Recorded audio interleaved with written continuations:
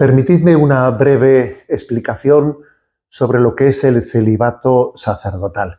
En primer lugar, distingámoslo de lo que son propiamente los votos de los religiosos. Sabemos que en la vida religiosa se hacen 3 votos: voto de pobreza, voto de obediencia y voto de castidad, entendido como voto de virginidad. Es cierto que para los religiosos ese voto de virginidad, en el que se subraya esa esponsalidad con Jesucristo, es, al igual que la obediencia, al igual que la pobreza, forma parte de la esencia de su consagración.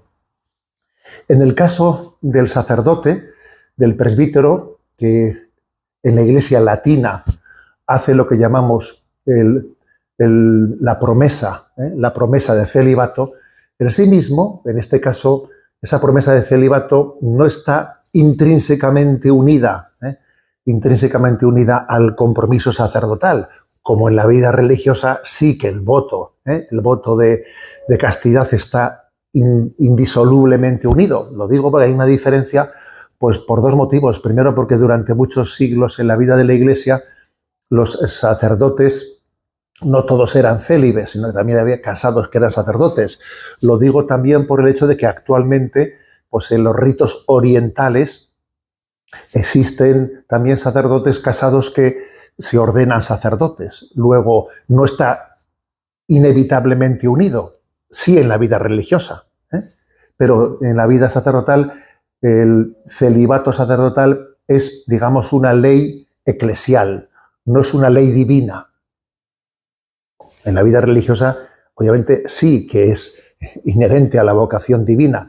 En la vida sacerdotal es, digamos, una ley eclesial. Pero eso no quiere decir que sea una ley eclesial, que aunque una ley eclesial, en teoría, obviamente podría cambiarse, no quiere decir que no tenga profundas razones teológicas y espirituales. Porque hay una cuestión, vamos a ver, ¿por qué se propone el celibato y con el paso de los siglos se ha ido poco a poco tendiendo a que haya cada vez más una introducción del celibato en la vida sacerdotal? Allá por el siglo IV, el concilio de Elvira, que se celebró en Hispania, cerca de Granada, era un concilio local, fue el primer concilio que introdujo el celibato para los sacerdotes en el siglo IV. Eso fue extendiéndose localmente en distintos lugares, hasta que en el siglo XII el concilio de Letrán ya introdujo el celibato de una manera global para todo el seno de la Iglesia católica de rito latino.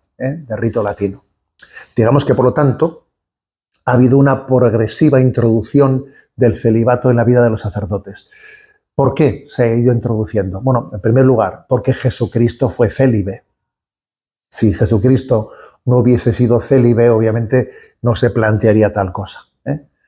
Y por lo tanto, tenemos la experiencia de que vivir el celibato permite una configuración con el sacerdocio de Jesucristo mucho más plena. Esto en primer lugar. También, en segundo lugar, hay que entender que hay una razón también de practicidad, porque es verdad que el celibato permite que aquel que sea consagrado a Jesucristo tenga como su única familia, esas almas que se le han encomendado. Es un marco para poder entregar la totalidad de la vida a las almas encomendadas. Recordad aquel momento en el que dice Jesús: ¿quiénes son mi madre y mis hermanos? Estos son los que escuchan la palabra de Dios y la cumplen. Es decir, Jesús toma como familia suya a todo el pueblo que está hambriento y sediento de la palabra de Dios. Lo toma como su familia, ¿no? Aquella a la que le entrega su corazón indiviso. El celibato sacerdotal permite entregar nuestro corazón de una manera indivisa, entregar la totalidad de nuestro corazón, de nuestro afecto, de nuestro amor, a aquellos que nos han sido encomendados. Esta es, por lo tanto, la razón de ser del celibato. Y quiero hacer alguna precisión importante. Bien, es verdad que el celibato se vive lo vivimos los sacerdotes en la Iglesia católica de rito latino. y que en las iglesias católicas de rito oriental no existe esa ley del celibato, pero hay algunos matices importantes. En esas iglesias en las que no existe la ley del celibato, un sacerdote no puede casarse. Sí sería al revés, que alguien casado podría hacerse sacerdote, pero nunca se ha contemplado esta posibilidad de que un sacerdote se case. Eso no se ha contemplado y es bueno hacerse esta pregunta, ¿por qué es eso, no? Pues porque la relación con Jesucristo es tan profunda en ese orden sacerdotal que hace que no pueda añadírsele otra relación de entrega del corazón, porque uno ya se ha consagrado plenamente su corazón a Jesucristo de manera indivisa. Sí podría ser que una persona casada se ordenase sacerdote en las iglesias orientales, pero no podría ser que un sacerdote se casase, es un matiz. Y además también en estas iglesias orientales los obispos siempre son escogidos entre los que son célibes. También es un detalle importante porque el obispo está representando, bueno, ¿no?, de alguna manera la plenitud del sacerdocio.